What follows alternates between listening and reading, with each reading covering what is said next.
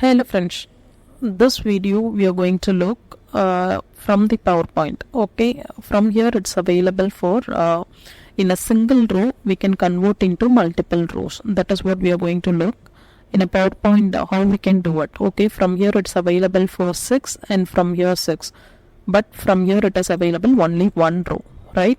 So how we can make it for 6 rows, that is what we are going to look in this video. Let's see.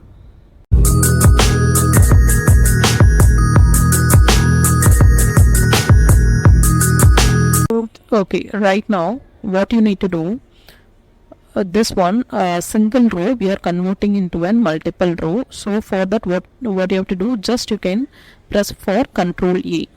Okay, then you can copy this one, Control C. You have to open for Excel. Okay, just you can open for Excel anywhere, just you can paste it. Okay, once you are pasting, just you can put it outside for your cursor, then press for Control A. What you did earlier, same thing you can do it right now. Control A and Control C, that is copy. Okay, and you can go to your PowerPoint. Now you can paste over here. Okay, just you can insert the table. Just you can insert only for the 2 rows. Okay, now you can paste it here, Control V.